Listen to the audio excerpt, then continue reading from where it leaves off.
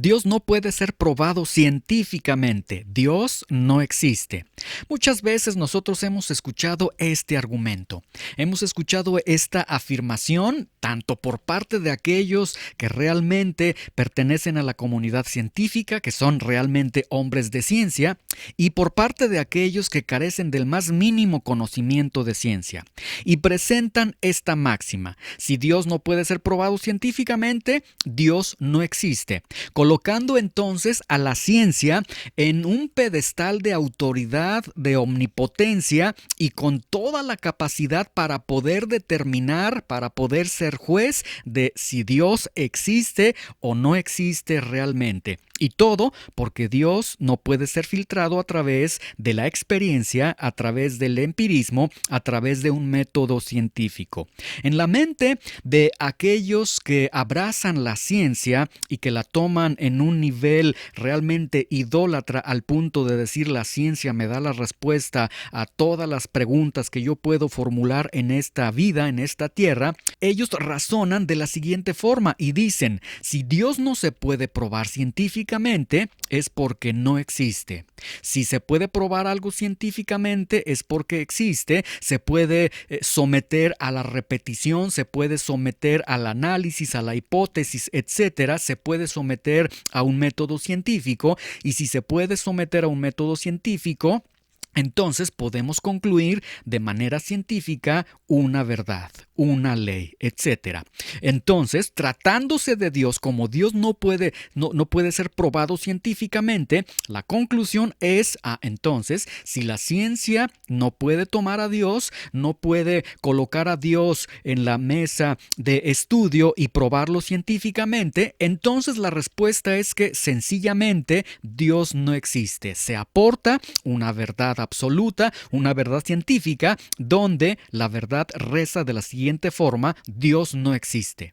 Pero razonar de esa manera es realmente razonar de manera totalmente irresponsable, razonar de manera totalmente irrazonable, porque esto constituye utilizar de manera reduccionista la razón. Todo el cúmulo, toda la potencia que tiene la razón humana, vamos a descartar todo y usemos solamente algo. Vamos a reducir el uso de la razón. Esto es, limitar la verdad solo a lo que se puede verificar científicamente, a lo que se puede verificar empíricamente, eliminando incluso los medios lógicos, los medios filosóficos para obtener conocimiento. Es decir, vamos a ser ciegos a todo lo que no sea ciencia. La ciencia es la única que nos va a aportar la verdad absoluta. Esto es, en otras palabras, el cientificismo, donde la ciencia es la única fuente de conocimiento, donde ni la filosofía ni la teología pueden intervenir en las preguntas máximas que enfrenta nuestro mundo, donde solamente la ciencia es la que te dará todas las respuestas en tu mundo, en tu diario vivir. Los partidarios de la ciencia asumen tener una misión que va más allá de la mera investigación de la naturaleza o el descubrimiento de las leyes físicas, como lo es la actividad de cualquier científico. Cualquier científico tiene la actividad de la investigación, del descubrimiento de las leyes naturales, de las leyes de la naturaleza, pero los partidarios de la ciencia se adjudican una misión en esta tierra, y esa misión, de acuerdo a Stephen M. Barr en su libro Cambiando la historia de la ciencia, esa misión es liberar a la humanidad de la superstición en todas sus formas, y especialmente en la forma de la creencia religiosa.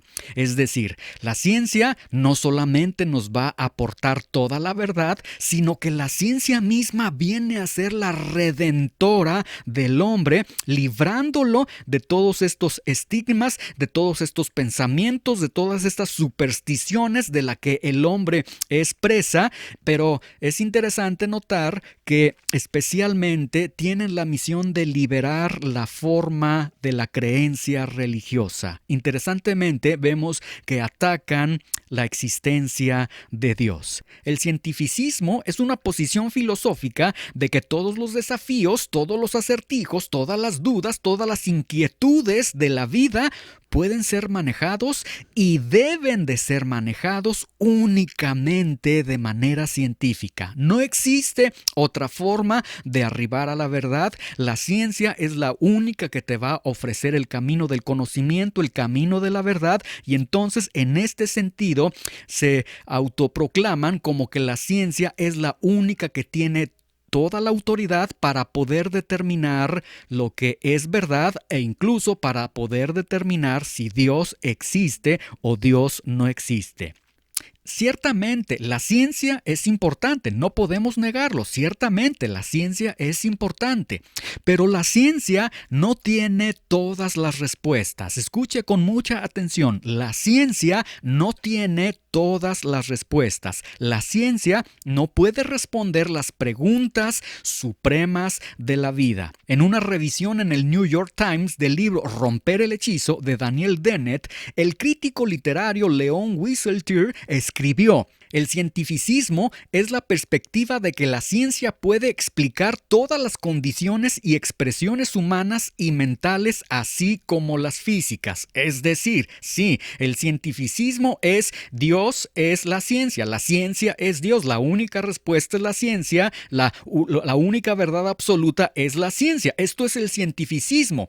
Pero dice Leon Wieseltier lo siguiente: esto es una superposición. Esta afirmación, afirmar que la ciencia es la única que puede explicar todas las condiciones, todas las expresiones humanas, mentales y las expresiones físicas, es una superposición, una de las superposiciones dominantes de nuestros días. Y no es un insulto que la ciencia lo diga. Es decir, lo que está diciendo Leon Wieseltier es que la ciencia no tiene la capacidad para responder todo aspecto en la vida cotidiana de cada uno de nosotros. No tiene la autoridad para ser la redentora, la máxima autoridad que va a dar respuesta a todas las preguntas del ser humano.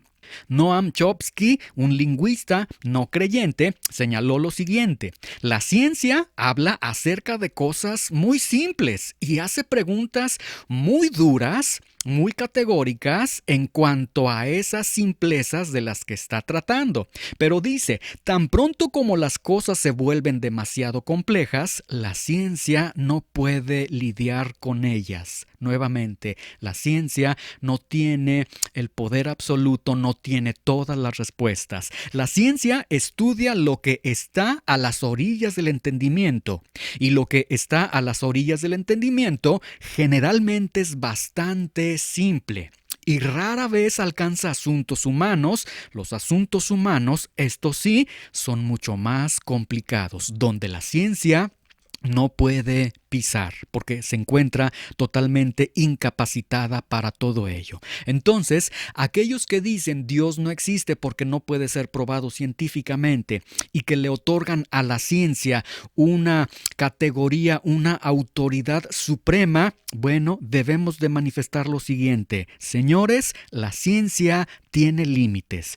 Aquella verdad en la que tú te estás sustentando como una verdad absoluta, como una verdad totalmente omnipotente, como una verdad totalmente inequívoca, déjame manifestarte lo siguiente: la ciencia tiene límites. Entonces, en ese sentido, si tiene límites, la ciencia no puede darte la respuesta a la existencia de Dios, porque se encuentra incapacitada para ello. En un debate entre Peter Atkins, un químico ateo, y William Lane Craig, filósofo cristiano, el señor Peter Atkins hizo una manifestación totalmente soberbia, totalmente arrogante, en la que él dijo: la ciencia es omnipotente. Y él presenta al igual que muchos partidarios el día de hoy y al igual que aquellos que sostienen que por cuanto Dios no puede ser probado científicamente, entonces Dios no existe, él le da la categoría, le da el atributo de la omnipotencia a la ciencia. En este sentido, entonces, más que ser un hombre de ciencia, más que ser un partidario de la ciencia, realmente las personas se convierten en devotos de la ciencia a la cual realmente adoran, a la cual se rinden y llegan también a esta conclusión: la ciencia es omnipotente.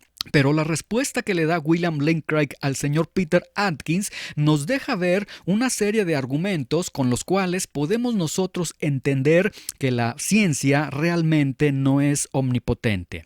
En primer lugar, la ciencia no puede decirnos cómo debemos de vivir. La ciencia nos explica cómo es que vivimos, cómo es que nuestro corazón está funcionando, cómo es que nuestro cuerpo funciona, pero la ciencia no nos puede decir cómo debemos vivir. La ciencia no nos puede decir lo que está bien, lo que está mal, y la ciencia no puede hacer un discernimiento entre el bien y el mal. Es decir, la ciencia no puede responder los asuntos éticos más profundos de nuestro día. Sí, la ciencia tiene la capacidad para probar un crimen, pero nunca puede decirnos científicamente que el crimen estuvo mal. Otro aspecto son las matemáticas. El orden matemático en el universo fue descubierto, no inventado. El milagro de la propiedad del lenguaje de las matemáticas para la formulación de las leyes de la física es un grandioso regalo que ni comprendemos ni merecemos. Debemos estar agradecidos por él y esperar que permanezca válido en las investigaciones futuras. Las matemáticas son una creación abstracta de reglas y de relaciones de la mente humana, y escuche con atención, se explica la mecánica de nuestro universo a través de las matemáticas. Se explica la mecánica de nuestro universo a través de ecuaciones, a través de las matemáticas. Las matemáticas entonces son el idioma y el fundamento de la ciencia. Escuche con atención, las matemáticas son el idioma de la ciencia. Las matemáticas son el fundamento de la ciencia. No la ciencia es el fundamento de las matemáticas son el fundamento y el idioma de la ciencia. Y en este sentido, las matemáticas, al ser fundamento de la ciencia, coloca a la misma ciencia en la realidad de que la ciencia no puede justificar su existencia a no ser por las matemáticas. Nuevamente, ponga mucha atención. La ciencia no puede justificar su existencia a no ser por las matemáticas. Y si las matemáticas son la base de la ciencia, entonces la ciencia no puede ser la fuente de verificación de las matemáticas. Quien tiene la autoridad no es la ciencia, quien tiene la autoridad son las matemáticas. Y en este sentido, veamos aquí en la imagen frente a sus ojos, las matemáticas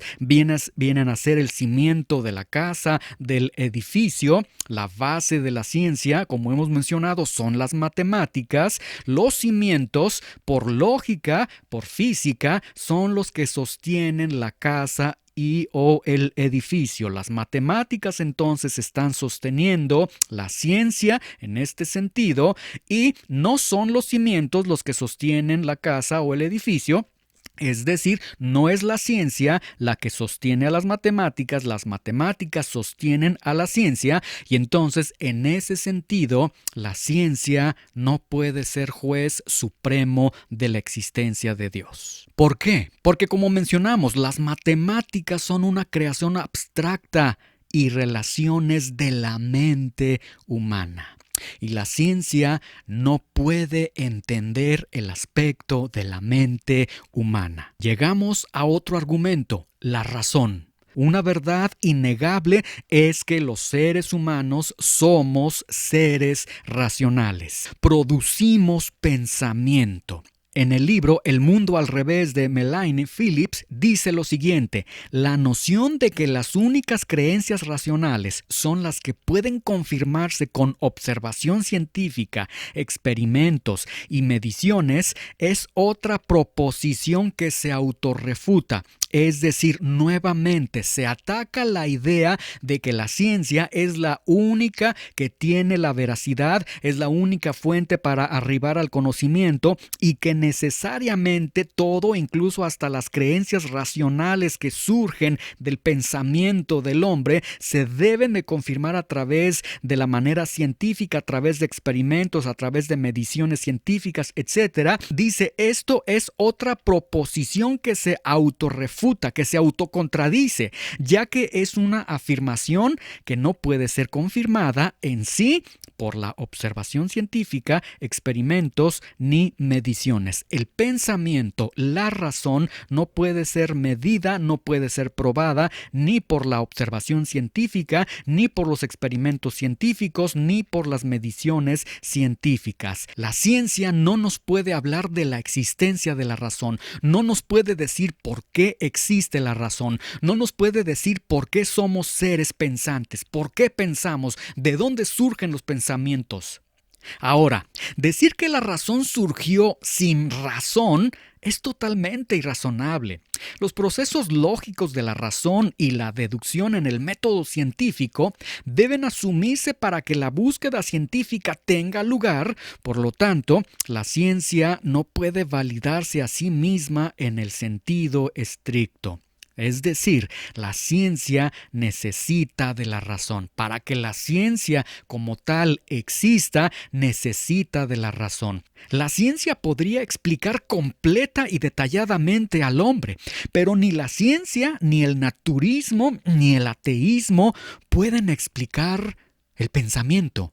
Pueden explicar de dónde se producen los pensamientos, por qué se producen los pensamientos, cómo es que nosotros llegamos a producir pensamientos en nuestro cerebro. La limitación más grande de la ciencia es que sencillamente la ciencia no puede decirnos por qué estamos aquí. No puede decirnos por qué se hizo el universo. No puede decirnos por qué hay algo en lugar de nada. ¿Por qué? Dice el señor Richard Dawkins, es una pregunta totalmente tonta. Él dice, usted puede preguntar ¿cuáles son los factores que llevaron a que algo surgiera a existencia? Esa es una pregunta sensata, pero ¿cuál es el propósito del universo? Es una pregunta tonta, no tiene sentido. Es decir, usted no puede preguntar por qué estamos aquí, no puede preguntar por qué se hizo el universo, no puede preguntar por qué hay algo en lugar de la nada. En otras palabras, lo que el señor Richard Dawkins está promoviendo es un suicidio mental. El hombre es un ser pensante. Dentro de ese desarrollo del pensamiento surgen tantas inquietudes, tantas preguntas, tantos porqués, y el señor Dawkins dice, bueno, usen su razón, usen de su pensamiento, pero jamás hagan la pregunta incorrecta, jamás pregunten por qué, deben ustedes preguntar cuáles, y esto constituye entonces una renuncia, un suicidio a la razón, es decir, totalmente irrazonable lo que está defendiendo el señor Dawkins. Ahora, es interesante que 2 años antes de que el señor Dawkins hiciera esta manifestación, en un debate con John Lennox en Alabama, cuando le preguntan al señor Dawkins y le dicen ¿qué le motivó, señor Dawkins, a interesarse por la ciencia? Su respuesta fue: mi interés en la biología comenzó con las preguntas fundamentales de nuestra existencia. ¿Por qué estamos todos aquí? Y entonces vemos este razonamiento. Si el señor Dawkins hace la pregunta ¿por qué? Se le debe aplaudir, es un hombre totalmente preparado, un hombre de ciencia, es correcto que él pregunte por qué, pero cuando usted pregunta los porqués de la vida, el señor Dawkins le llamará tonto y le dirá, no, esa no es la pregunta, debes preguntar cuál, no por qué. Esto es totalmente algo irrazonable. ¿Por qué estamos aquí? No es una pregunta tonta. De hecho, es tonto no preguntarnos por qué estamos aquí. ¿Por qué estamos aquí? Es una pregunta fundamental para nuestra existencia. Es la zona cero para nuestra identidad como humanos y parte de nuestro futuro. Si tú no sabes por qué estás aquí, con ojos cerrados puedo decir, no sabes ni siquiera a dónde te diriges. Y no hay mucha diferencia entre tu vida, entre tu actuar, a la vida de un animal que es totalmente irracional. La ciencia definitivamente es importante, pero la ciencia no tiene todas las respuestas. Entonces, si tú me dices Dios no existe porque no puede ser probado científicamente, es momento de que abandones ese argumento. La ciencia no tiene la capacidad para poder determinar sobre la existencia de Dios.